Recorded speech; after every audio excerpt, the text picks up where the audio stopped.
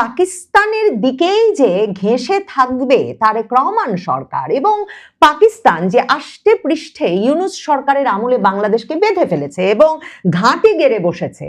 পুরো বাংলাদেশ ভারত সীমান্ত জুড়ে, যার ভিত্তিতে পাকিস্তানের সেনাবাহিনী গত বছর এই হুমকি দিয়ে রেখেছেন যে এরপরে পাকিস্তানের সেনাবাহিনী ভারতে হামলা করবে পূর্ব দিক থেকে, তাদের ভাষায় পূর্ব পাকিস্তান থেকে, মানে বাংলাদেশ থেকে।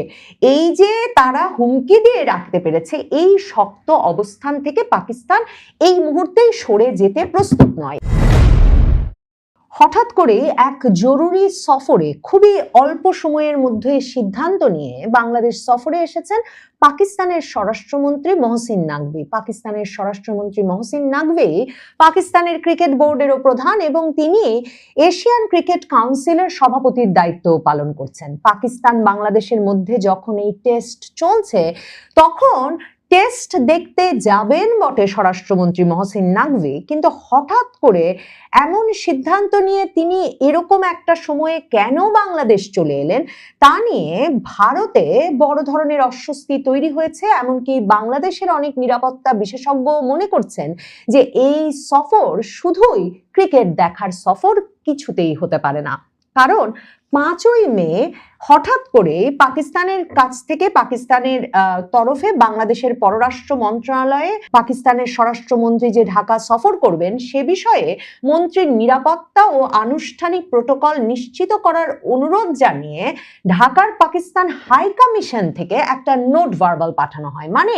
সরকার থেকে সরকার পর্যায়ে দুদেশের মধ্যে কোনো যোগাযোগ ব্যতি রেখেই হাই কমিশন পর্যায় থেকে পররাষ্ট্র মন্ত্রণালয় একটা নোট ভার্বাল পাঠিয়ে স্বরাষ্ট্রমন্ত্রীর ঢাকা সফরের বিষয় নিশ্চিত করা হয় এবং তখনই ঢাকা তড়িৎ গতিতে এই ব্যবস্থা নেয় যাতে মহসিন নাকভির ঢাকা সফরের সময় যথাযথ নিরাপত্তা প্রোটোকল পান তিনি। শুক্রবার তিনি দুদিনের সফরে ঢাকায় এসে পৌঁছেছেন এবং আজ তাকে বিমানবন্দরে স্বাগত জানাতে পররাষ্ট্র সচিব আসাদ আলম সিয়াম, স্বরাষ্ট্র সচিব আবু নাইম, বাংলাদেশ ক্রিকেট বোর্ডের প্রধান নির্বাহী কর্মকর্তা নাজিম উদ্দিন উপস্থিত ছিলেন। এই যে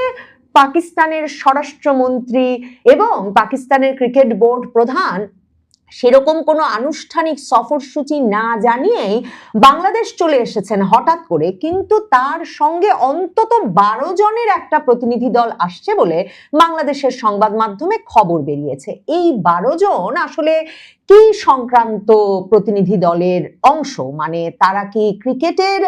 প্রতিনিধি দল, নাকি তারা স্বরাষ্ট্র মন্ত্রণালয়ের সঙ্গে বৈঠকের প্রতিনিধি দল? এসব নিয়েও ভারতের সংবাদ মাধ্যম এবং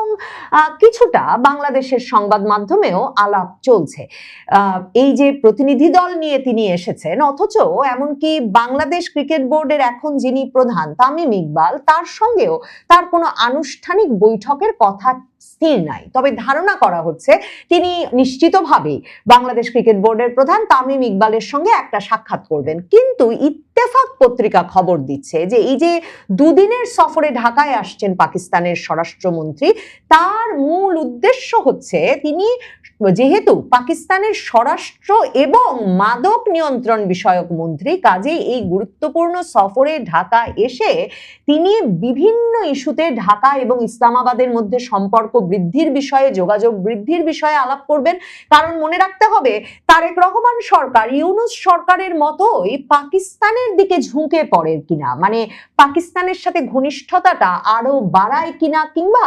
ইউনূস সরকার যে একেবারে সর্বোচ্চ পর্যায়ে নিয়ে গিয়েছিল বাংলাদেশের ইতিহাসের মধ্যে, সেই পর্যায়ে ধরে রাখে কিনা। যখন আমরা দেখেছি যে ক্রমাগতভাবে একের পর এক পাকিস্তানের মন্ত্রী এবং সশস্ত্র বাহিনীর বিভিন্ন বিভাগের প্রধান ব্যক্তিগণ বাংলাদেশ সফর করেছেন, অন্যদিকে বাংলাদেশ থেকেও সফর অব্যাহত থেকেছে বাংলাদেশের সশস্ত্র বাহিনীর কর্তা ব্যক্তিদের এবং বাংলাদেশের সরকারের বিভিন্ন পর্যায়ের, সেই বিষয়গুলো অব্যাহত থাকে কিনা, সম্পর্কটা উষ্ণ থেকে উষ্ণতর হয়ে ওঠে কিনা। ভারত যখন সেদিকে কড়া নজর রাখছে এবং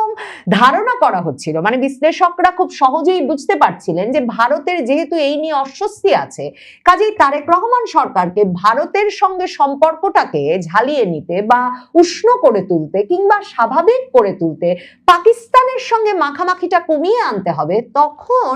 এই সফরটি কিন্তু তারেক রহমান সরকার গঠনের পর পাকিস্তানের কোনো মন্ত্রীর প্রথম বাংলাদেশ সফর। কিন্তু পাকিস্তানের স্বরাষ্ট্রমন্ত্রী, এত গুরুত্বপূর্ণ একজন ব্যক্তি যিনি স্বরাষ্ট্রমন্ত্রী, মাদক নিয়ন্ত্রণ বিষয়ক মন্ত্রী, যার কাছেই পাকিস্তান ক্রিকেট বোর্ড, এরকম একজন গুরুত্ব বাংলাদেশে হঠাৎ করে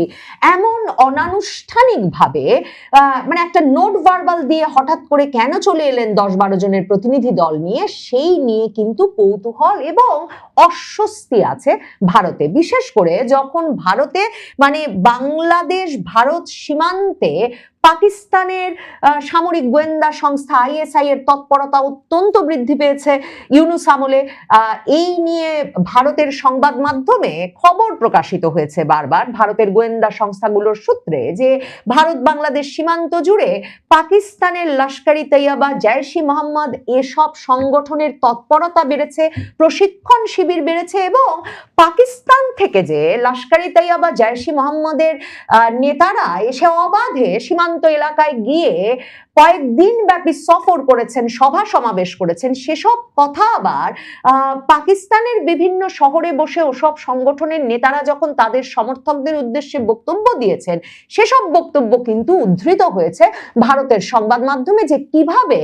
ভারত বাংলাদেশ সীমান্ত জুড়ে পাকিস্তানের বিভিন্ন সশস্ত্র সংগঠনগুলো তাদের ঘাঁটি গেড়ে বসছে। এমনকি ভারতের সংবাদ মাধ্যমে দিল্লির হামলার পর এই সন্দেহ প্রকাশ করা হয়েছিল যে পাকিস্তানের সংগঠনগুলো শুধু জেকে বসেছে তাই না, বাংলাদেশ সরকারের অত্যন্ত উচ্চ পদে আসীন সরকারি কর্মকর্তাদের কেউ কেউ এমনকি অনলাইনে বসে ঢাকার কেন্দ্রস্থলে বসে লস্করি তৈয়বার সঙ্গে বৈঠক করছেন। এসব খবরও কিন্তু তখন ভারতের সংবাদ মাধ্যমে বেরিয়ে এসেছিল। কাজেই বলা হচ্ছিল বা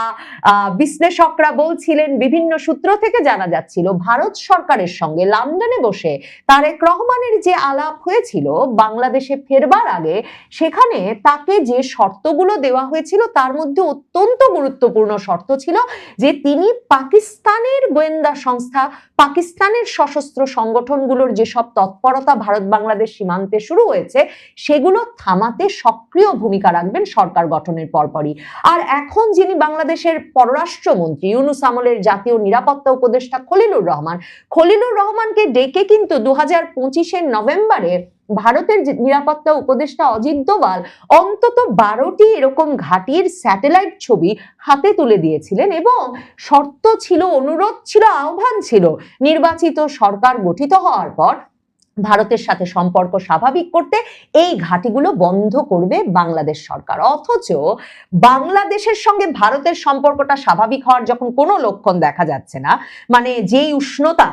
তারেক রহমান সরকার গঠন করবেন সে সম্ভাবনায় প্রধানমন্ত্রী মোদী ভারতের দেখিয়েছিলেন, এখন যখন বোঝা যাচ্ছে যে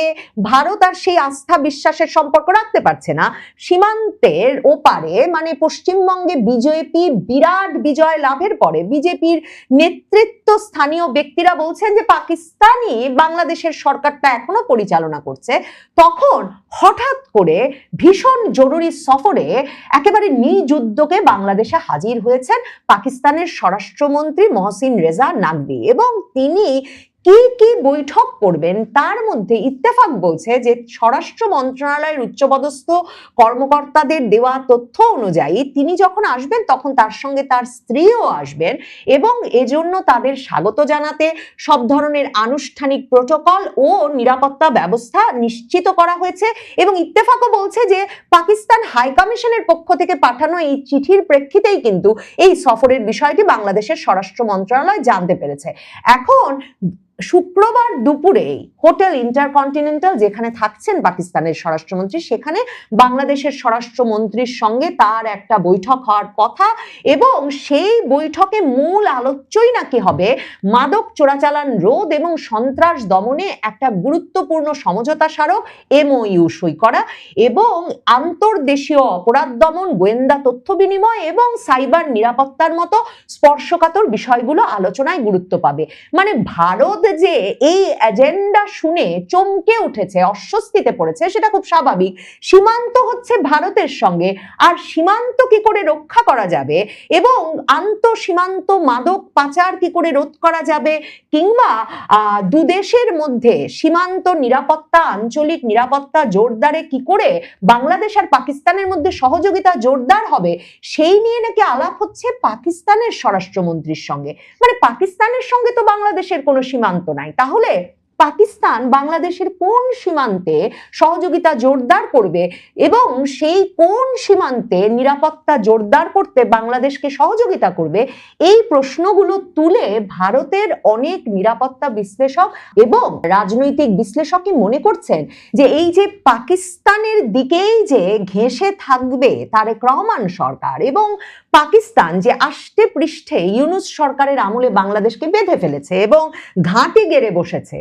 পুরো বাংলাদেশ ভারত সীমান্ত জুড়ে, যার ভিত্তিতে পাকিস্তানের সেনাবাহিনী গত বছর এই হুমকি দিয়ে রেখেছেন যে এরপরে পাকিস্তানের সেনাবাহিনী ভারতে হামলা করবে পূর্ব দিক থেকে, তাদের ভাষায় পূর্ব পাকিস্তান থেকে, মানে বাংলাদেশ থেকে। এই যে তারা হুমকি দিয়ে রাখতে পেরেছে, এই শক্ত অবস্থান থেকে পাকিস্তান এই মুহূর্তেই সরে যেতে প্রস্তুত নয়, এবং সে কারণেই খুব দ্রুততার সাথে পাকিস্তানের স্বরাষ্ট্রমন্ত্রী একেবারে একরকমের অনানুষ্ঠানিকভাবে তড়িৎ সিদ্ধান্ত নিয়ে বাংলাদেশে চলে এসেছেন পাকিস্তানের সঙ্গে বাংলাদেশের ক্রিকেটের ছুতোয়। কিন্তু ক্রিকেটেও আসলে পাকিস্তানের বাংলাদেশ থেকে বেশ চাওয়া পাওয়ার আছে, কারণ আপনাদের যেমনটা বললাম, উনি তো পাকিস্তান ক্রিকেট বোর্ডের প্রধান, এশিয়ান ক্রিকেট কাউন্সিলের প্রধান। এই মহসিন রেজা নাকভি কিন্তু সেই লোক যিনি আসিফ নজরুলদের মনে ওই আশা তৈরি করেছিলেন যখন বাংলাদেশ সরকার সিদ্ধান্ত নিল যে নিরাপত্তার কারণে বাংলাদেশ ক্রিকেট দল টি-20